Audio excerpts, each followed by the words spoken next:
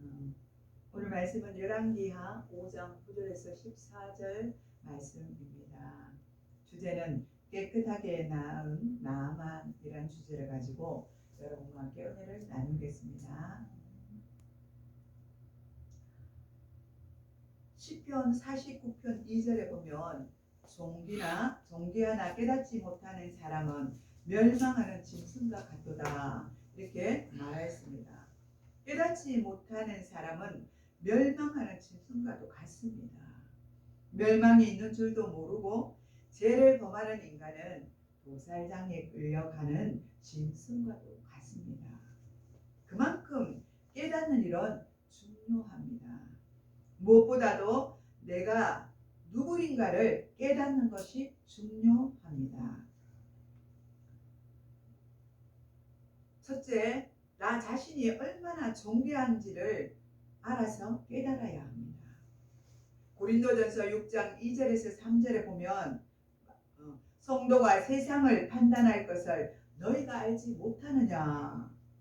세상도 너희에게 판단을 받거든 지극히 작은 일 판단하거늘 감당하지 못하겠느냐. 그러하거든 하물며 세상이랴 이렇게 말하고 있습니다. 성도의 존재가 얼마나 귀중한지를 가르쳐주고 있습니다. 고린도전서 6장 19절에 보면 또한 성도의 몸은 성령께서 거하시는 성령의 전이며 20절에 보면 하나님이 핏값으로 주고 사셨다고 말씀하고 있습니다.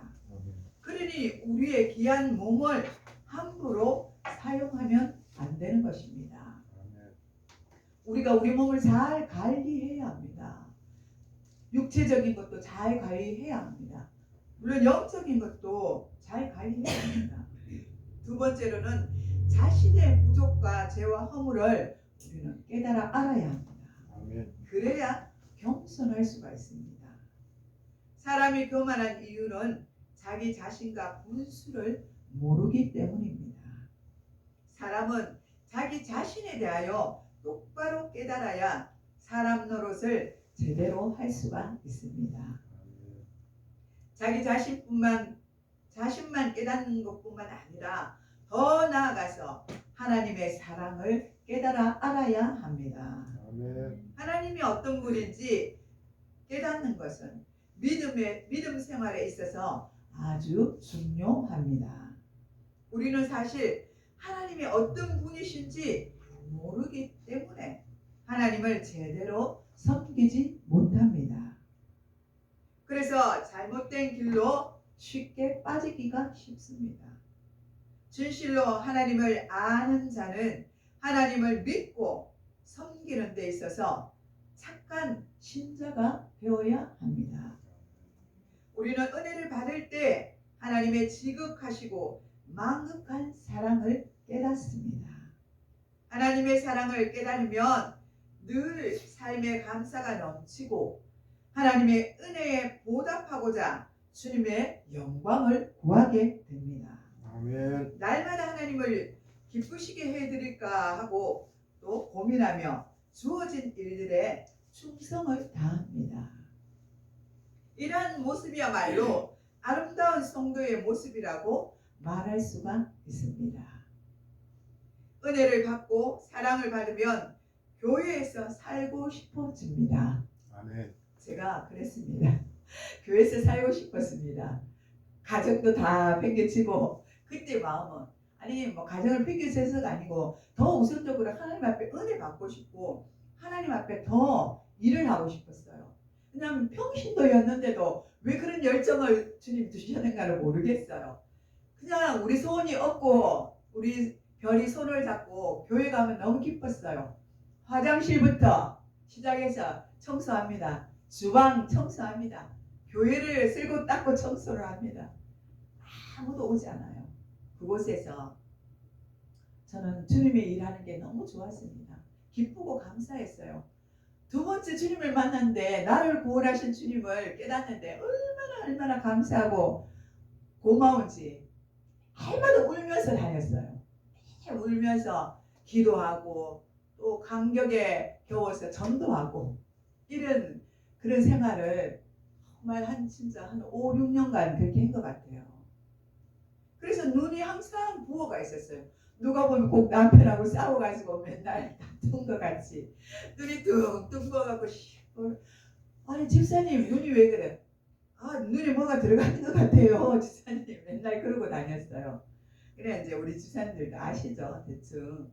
그리고 그때가 가장 고난의 길이었어요. 그렇기 때문에 하나님의 은혜가 더 컸던 것 같았습니다. 하나님 없이는 살아갈 수가 없었어요. 그 당시에는. 그래서 하나님이 주신 그 은혜에 감사하고자 교회에 나서 쓸고 닦고 부지런히 떨었던 것 같아요. 제 열심이었던 것 같습니다. 또한 이제 우리는 우리 자신의 하나님이 주신 사명을 깨달아 알아야 합니다. 자신의 사명을 깨닫는 사람만이 하나님 나라의 일꾼이 될 수 있고 허송세월을 살지 않으며 또 어떤 고난이 닥쳐도 견디고 이겨낼 수가 있습니다. 아멘. 그러므로 자신의 사명을 깨닫는 자는 복이 있는 자입니다. 우리는 우리의 사명이 무엇인지 깨닫는 것이 중요합니다. 오늘 본문에 나오는 나만 장군은 나병 환자이며 아람 군대의 군대 장관이요 또 그의 주인 앞에서 크고 존귀한 자라고 말씀하고 있습니다. 나만 장군은 아람이 위기에 빠졌을 때 나라를 구한 공신이었다고 오늘 본문 2절에 말씀하고 있습니다. 오늘 본문이 아니라 그 앞전 2절에 말씀하고 있습니다. 그래서 나만이 길을 갈 때면 수많은 백성들이 그 앞에 엎드려 절을 했습니다. 그러니 그가 얼마나 교만에 빠지기 쉬웠겠습니까? 그냥 조금만 지위만 높아도 우쭐대고 우리가 그러잖아요. 그런데 존귀한 자로 세워져 있었으니 그가 교만할 수밖에 없는 자리입니다. 그래서 그 교만에 빠지기 쉬운 자리에 있었던 것입니다.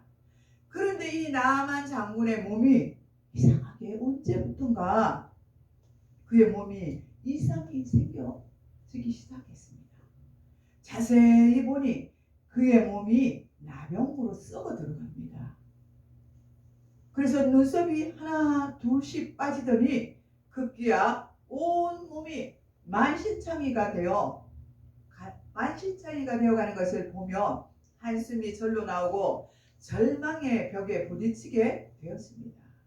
아람 장군 나아만처럼 세상의 부귀를 누리기 바쁜 사람인데 아니 이런 병이 생겼으니 얼마나 그가 고민을 했겠습니까? 그는 정말 바쁘게 살았습니다. 자기가 누군지도 모를 정도로 바쁜 생활을 하였던 것입니다. 자신이 그리고 천년 만년 죽지 않고 살 것처럼 큰 소리를 치고 호의호식하면서 허랑방탕하게 살기 쉬운 그런 생활을 하였습니다. 이런 사람은 하나님도 안중에 없지 않겠습니까? 이렇게 죄 가운데 살다가 결국 멸망하게 되는 것입니다. 그런데 나만은 자기의 병 때문에 하나님의 사람 엘리사를 찾아왔습니다. 나만의 병은 저주가 아니라 축복이었습니다. 그는 마침내 영육간에 새로워지는 그런 축복을 받은 것입니다. 우리는 나만이 영과 육의 병을 모두 고침을 받고 깨끗이 나아서 새 사람이 되는 것을 보며 몇 가지 우리는 깨달을 수가 있습니다. 첫 번째, 엘리사는 나만에게 옷을 벗으라고 했습니다. 엘리사를 찾아온 나만에게 옷을 벗으라고 했습니다. 그의 옷에는 나만의 옷에는 번쩍번쩍하는 그런 계급장과 공로, 훈장상들이 주렁주렁 달려 있습니다. 그런데 사람들 앞에서 옷을 벗는다는 것은 그 자체가 부끄러운 일이었습니다. 나만은 피부 자체가 썩어 있었으므로 옷을 벗는 자체가 죽기보다 더 싫었을 것입니다. 그의 자존심이 절대로 허락되지 않았을 것입니다. 그래서 나만은 화를 내며 돌아가려고 했습니다. 내가 어떤 몸인데 나를 나와서 보지도 안 하고 그렇게 강에 가서 옷을 벗고 씻으라고 하는가 하는 그 생각에 아마 나아만은 화가 난 것 같습니다. 그의 몸이 썩어져 가는데도 그는 여전히 그 생각에 마음속에는 기고만장한 생각이 있었습니다. 그러나 그 누구도 하나님 앞에 나올 때는 자신의 계급장을 다 떼어내어야 하는 것입니다. 자신의 있는 것들을 다 버리고 주님 앞에 나와야 하는 것입니다. 자기의 자존심을 버려야 합니다. 아멘. 자기가 입고 있던 그 교만의 옷을 벗어 던져야 합니다. 아멘. 그러지 않고는 결코 하나님 앞에 나올 수도 없고 절대로 주님을 만날 수가 없습니다. 교만한 사람에게 나타나는 몇 가지 또 특징이 있습니다. 그것은 교만한 사람은 자기의 참모습을 알지 못합니다. 또 교만이 자기 자신을 보지 못하게 합니다. 그러므로 교만한 자는 자기 분수를 알지 못합니다. 그래서 자기 자신의 죄를 회개하지 못합니다. 그리고 은혜를 받지 못합니다. 물의 순리가 낮은 곳으로 흐르듯이 은혜의 생수는 낮은 곳으로 흐르기 때문입니다. 아멘. 교만한 자는 감사할 줄 모릅니다. 좀 잘되면 모두가 자기가 잘해서 잘된 줄 알고 우쭐해야 하며 감사하는 마음을 갖지 않습니다. 교만한 사람은 어디를 가든지 미움을 받거나 사람들로부터 따돌림을 받습니다. 이는 자신이 멸망의 길로 자초한 것입니다. 나만이 새 사람이 되려면 이러한 교만과 위선이 가득한 마음을 고쳐야 하는 것입니다. 그래서 우리 하나님께서 그의 교만한 옷을 벗기시려고 하셨던 것입니다. 두 번째, 엘리사는 나아만에게 요단강에 들어가 7번이나 물에 씻으라고 지시하는 것입니다. 아무도 없는 캄캄한 밤도 아니고 수많은 사람들이 보고 있는 그곳에서 목욕을 하라고 합니다. 참으로 그 명령에 따르기 힘들었을 것입니다. 그러나 이제 나아만은 그 강에 몸을 7번 담그며 순종을 합니다. 그 순종의 결과로 어느새 그의 몸은 어린아이처럼 맑고 깨끗하여졌습니다. 할렐루야. 우리 하나님 말씀에는 능력과 권세가 있습니다. 아멘. 창세기 1장 3절에 빛이 있으라 명하시니 빛이 생겼습니다.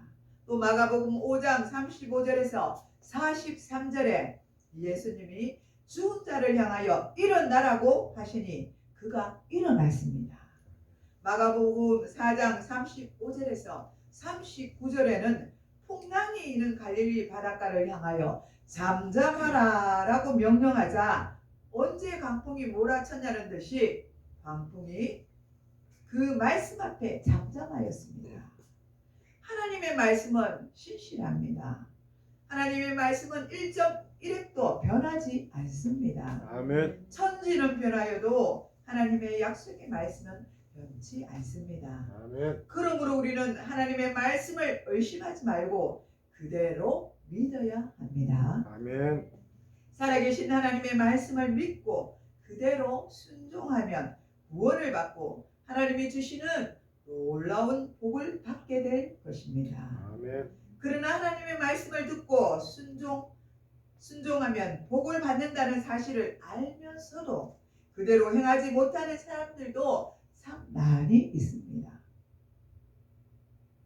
마음과 뜻을 다하고 목숨을 다해 순종해야 하는데 부분적으로만 순종을 하고 일시적으로만 순종을 합니다. 이것은 하나님을 사랑하여 하는 것이 아니라 복을 받기 위하여 마지못해서 순종하는 것입니다. 이때 나만이 자신의 나병을 고치기 위하여 7번이나 몸을 씻은 것은 우리에게 주는 중요한 교훈입니다. 우리가 인류 역사를 가만히 들여다보면 인간이 하나님이 준비하신 복을 잃어버린 것은 바로 자신들의 죄 때문입니다. 우리는 하나님의 말씀에 순종하지 못하였으므로 스스로 복을 차버리고 저주를 받게 된 것입니다. 우리의 불순종으로 말미암아 가난과 질병, 전쟁, 기근, 근심, 걱정, 고통 등의 저주를 받게 된 것입니다. 그러므로 죄는 나병보다 더 무서운 것입니다. 아멘. 어리석은 사람은 나병을 무서워하고 죄를 무서워할 줄 모릅니다.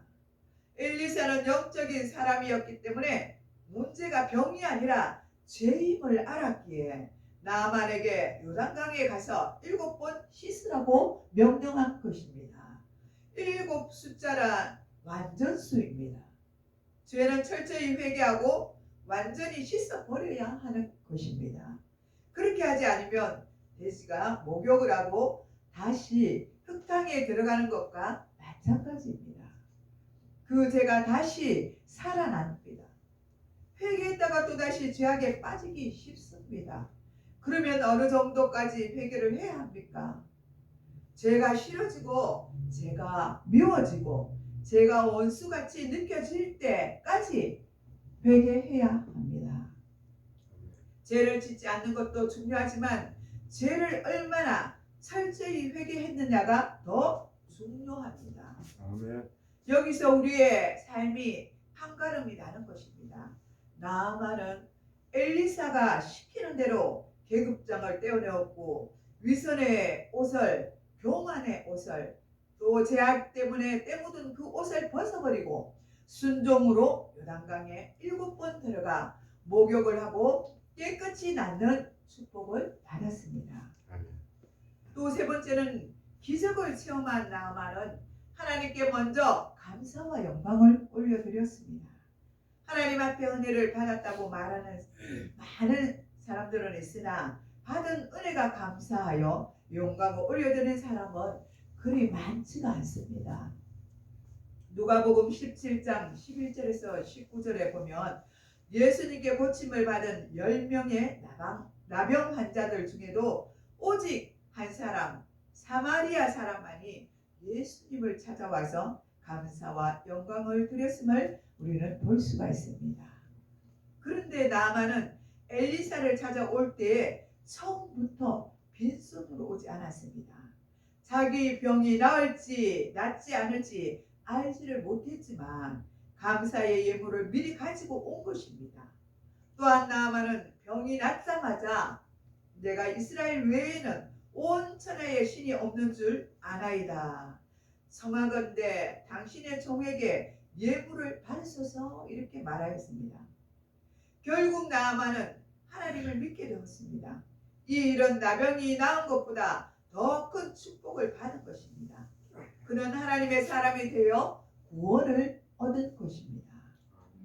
나아만은 모든 사람들 앞에서 하나님께 나와 영광을 돌리며 간증을 했습니다.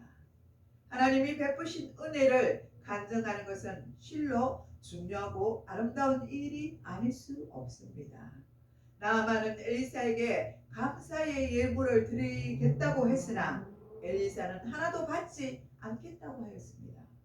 나아만은 고치시는 분은 하나님이시지 자신이 아니라고 생각하였기 때문입니다. 하나님이 거저 주신 은사를 돈을 받고 행할 수가 없었기 때문입니다. 성도의 헌금은 교회를 위한 헌금이고 복음을 위한 헌금이고 하나님 나라를 위하여 드리는 것입니다. 이것을 한 개인이 누리는 것이 아닙니다. 이것으로 선교와 구제를 해야 합니다. 다만 우리는 청지기 노릇을 해야만 하는 것입니다. 넷째로 나아만은 사람들 앞에서 새로운 결심을 하고 실천에 옮기는 것을 볼 수가 있습니다.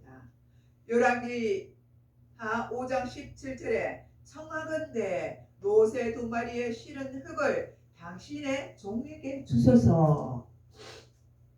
이 말은 이제부터는 종이 번제물과 희생 제사를 여호와 외에 다른 신에게 드리지 아니하고 다만 여호와께만 드리겠나이다 라고 고백하는 것이었습니다.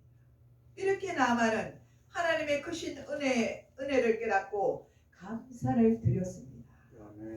또 자신의 사명을 깨닫고 실천에 옮겼습니다.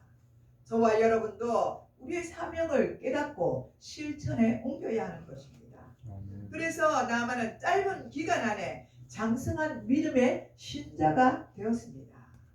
나아만이 받은 복이 우리의 복이 되기를 바랍니다. 여러분 모두가 육신의 병을 고칠 뿐만 아니라 이를 통하여 살아 역사하시는 하나님을 만나는 축복이 있기를 바랍니다. 아멘. 나만 장군처럼 영육의 축복을 받을 뿐만 아니라 새 사람이 되어 하나님의 영광을 위하여 살아가는 일꾼이 되시기를 축복합니다. 아멘. 아멘. 기도하겠습니다. 사랑의 하나님, 우리도 나아만 장군처럼 말씀에 순종하여 새 사람으로 변화되게 하여 주시옵소서. 그리하여서 우리에게 주신 사명을 깨닫고 실천에 옮기는 장성한 믿음의 사람으로 살아갈 수 있도록 인도하여 주시옵소서. 이 시간도 함께 하심을 감사드렸고 우리를 구원하신 예수님의 이름으로 감사하며 기도드리옵나이다. 아멘.